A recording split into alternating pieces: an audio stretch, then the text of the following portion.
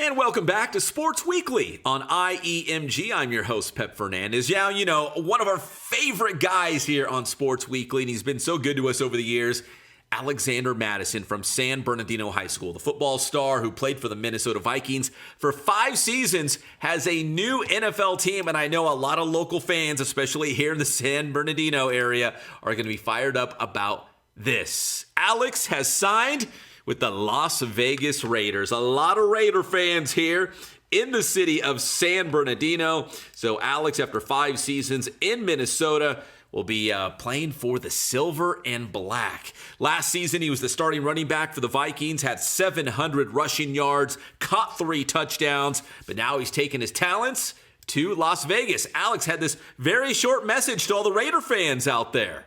Put the pen to the paper, sign, seal, deliver. Raider Nation, we got work to do.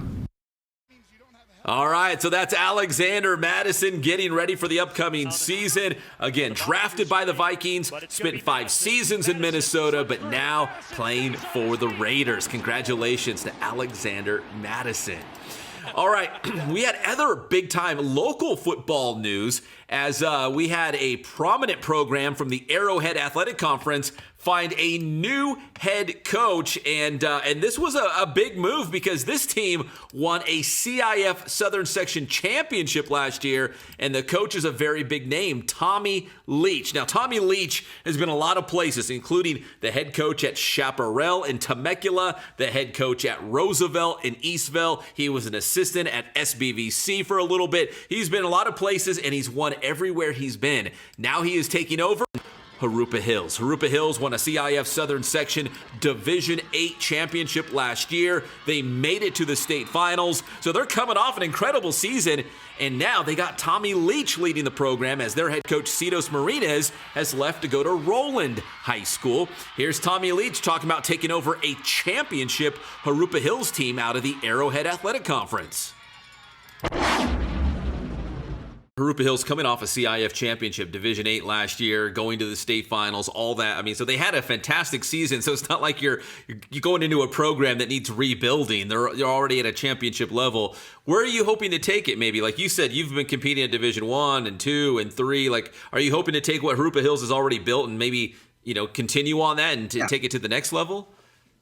So, honestly, like every program I've taken over, like 2-8 Diamond Ranch, we go to the semifinals. Chaparral was 3-7 the year before I got there. We go to the finals in the Home Depot Center the next year. I take over Roosevelt. They were 3-7 the year before. We go to the semifinals. So I've never taken over a winning program, right? I'm usually but I'm a champion, right? And I know how to do it when you are a champion and they're a champion. So for me, I think it's a perfect marriage. I'm really excited to be there. And there's a lot of things they could do. Like I know they didn't win league last year. I know they didn't beat Glendora last year. There's a lot of things that they didn't do that we could do. We could be league champs, right? They weren't league champs. They weren't state champs. We could be state champs. So there's a lot of unfinished business. All right, that was the great Tommy Leach taking over Jurupa Hills.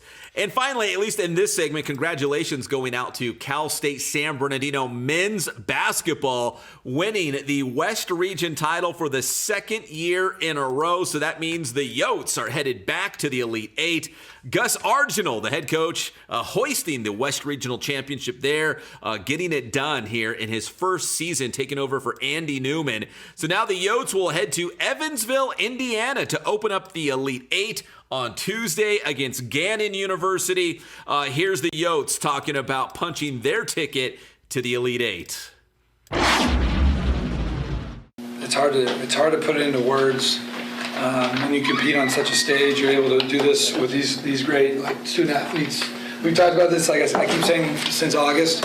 And so to be able to actually cut down a net, sit here, make the plays at the end of a game. I told the guys, these two, when I was walking in, I feel like I'm going to wake up from my nap before the game here. But I mean, it's usually a game of 3 runs. And there's going to be one big one in the first half, then there's probably going to be 2 in the second half. And so I thought we won 2 of those 3 runs.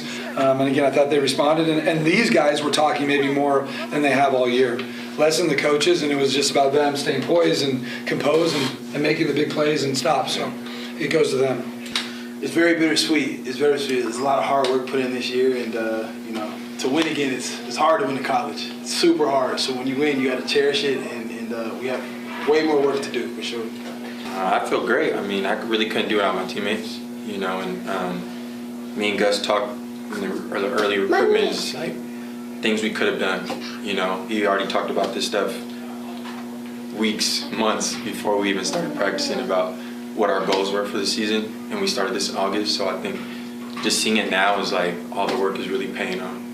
We've talked about it all year long. It's kind of like our hashtag 1 in a row.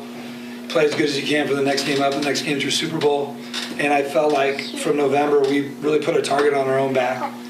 The pressure was on us all year, and I think it's helped them know that, hey, we're kind of we've been hunted all season. And these guys have responded each game, and when we haven't, we've really taken the time to learn from it. So now to have a chance to go win one more and try to, advance to the Final Four and all the things you're talking about, I think they're built for it. And don't forget the Yotes were in this position last year. They made it to the Elite Eight. They won that game to advance to the Final Four. So good luck to Cal State San Bernardino this week. We'll give you an update next time on Sports Weekly on IEMG. But for now, that's going to do it for this show. My name is Pep Fernandez. Subscribe to the IE Media Group YouTube channel, and we'll see you next time.